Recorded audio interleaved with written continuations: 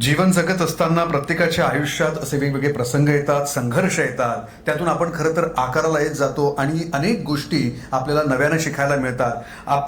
आपण कुठेही असलो तरी आपलं मूळ आपल्या गावात असतं आणि आपल्या गावातली मुळं जर भक्कम असतील, घट्ट असतील, तर आपण कुठल्याही अगदी जगातल्या कुठल्याही शहरात गेलो तरी सुद्धा आपण त्या ठिकाणी आपण उत्तम असं काम करू शकतो. आणि हे उत्तम उदाहरण म्हणजे सुनील यांचं आहे.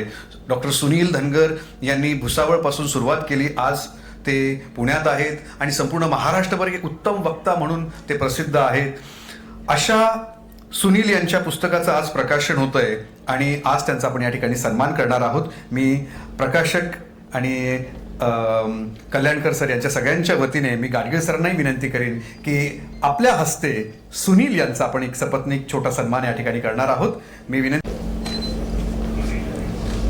भारतीताई धनगर यांना मी विनंती करीन की त्यांनी देखील मंचावर यावं आणि आपण त्यांचा सपत्नीक या ठिकाणी सन्मान करूयात, अभिनंदन करूयात, टाळ्या वाजवूयात सगळेजण. की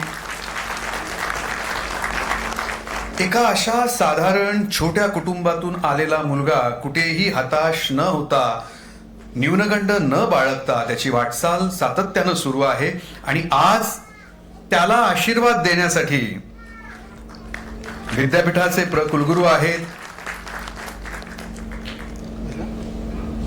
आणि यासोबतच शब्दांचे कुलगुरू सुद्धा सुधीर गाडगीळ सर या ठिकाणी आहेत. दोघांच्या उपस्थितीत आज आपण या ठिकाणी त्यांचा सन्मान या ठिकाणी केला आहे.